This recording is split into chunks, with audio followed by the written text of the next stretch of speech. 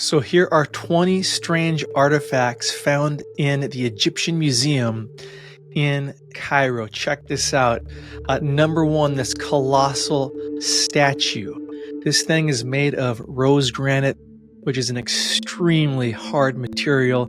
You can see the muscle tone on the statue. Look at these laser-like cuts in between the toes. Simply incredible. This thing is, I believe, over 20 feet tall, so it's just giant. And again, you see these precision cuts all over its body. Look at its skirt area here, the detail. The detail on the belt is incredible, very finite. This is pre-dynastic pottery dated as old as 9000 BC. The significant thing is mainstream narrative insists that the pyramids were made about 2500 BC. So were the ancients depicting what they saw? Check out these elongated skulled heads. They were originally connected to full-body statues. These depict the daughters of Akhenaten and Nefertiti of the 18th dynasty. And they just have these enigmatic features. These elongated skulls, almond-shaped eyes, strange features. And to my eye, these depictions seem to have more cranial volume than normal skulls. What in the world are these depicting? Again, this is ancient pre-dynastic pottery. Some theorize these are aliens. Others theorize this might be some sort of ancient hybrid insectalin. Look at the strange feet, crazy to consider. The infamous Akhenaten, he reigned in the New Kingdom as pharaoh about 1350 BC.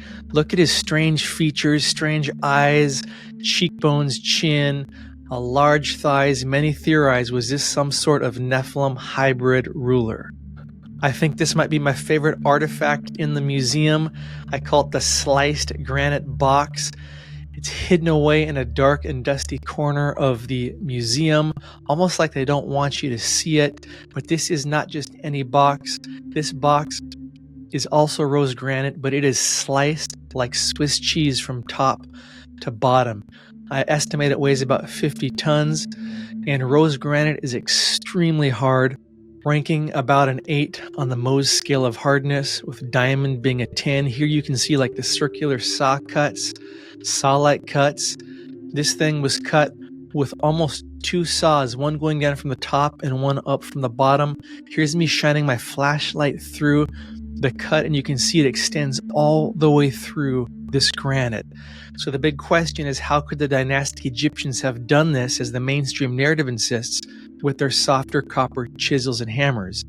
And here you see saw-like microscopic markings. This is an incredible basalt statue covered with ancient and intricate tattoos.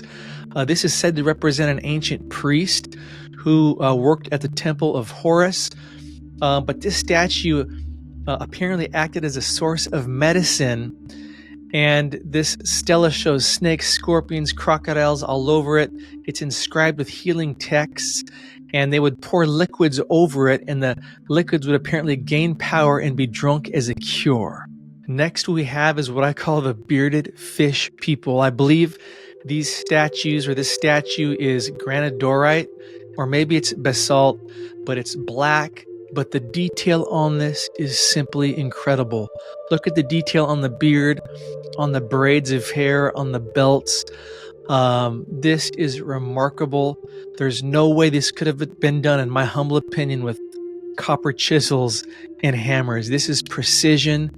And look at the features on the faces of these individuals. Very, very strange, to say the least. And these people are holding tilapia fish, which is why I call them the fish people. Look at that detail. Now, this artifact is called by many as the Pyramidion, and it dates back apparently to the Middle Kingdom dynasty, the 12th dynasty, about 1842 BC. It was discovered in Dashur, and it's made of basalt. The detail is incredible, and apparently this was on top of this ancient structure or pyramid.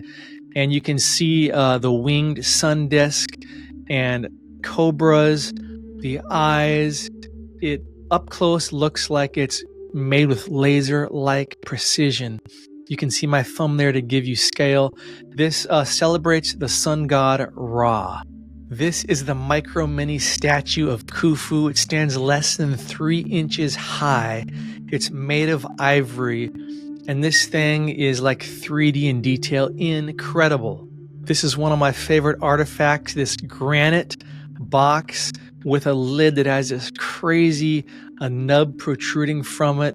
I believe this is rose granite. I call this artifact the Precision Queen. I believe it's made of black granodorite, extremely hard stone. The detail is incredible.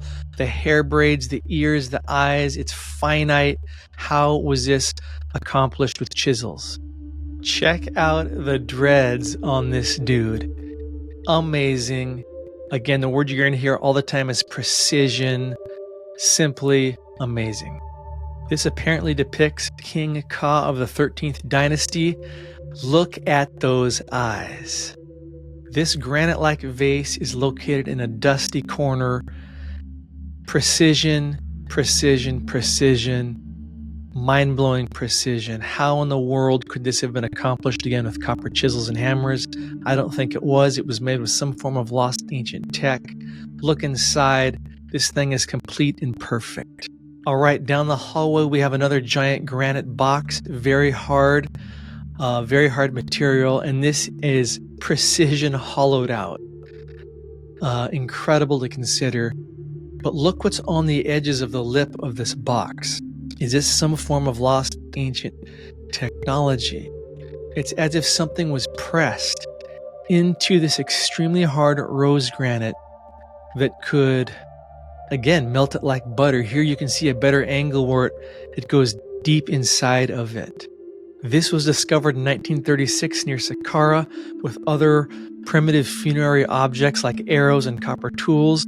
The Egyptologist who discovered it cataloged it as like a container or bowl. And it's got 3 cuts or curved shovels, as you can see, that resemble the helix of a boat.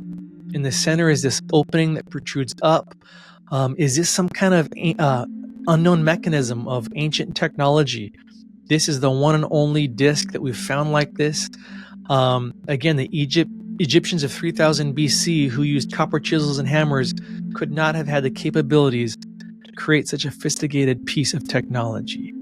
This artifact is considered by many to be the first historical document in the world depicting the king wearing the white crown of Upper Egypt, smiting a prisoner with his mace.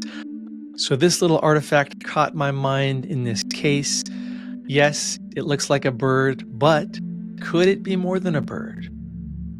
Is it depicting flying craft? This mask is said to have belonged to someone named Yuya, a powerful courtier who lived in the 18th dynasty. Now, Ahmed Osman, an author who wrote a book called Stranger in the Valley of the Kings, suggests this mask actually belonged to Joseph, the ancient Hebrew patriarch in the Bible.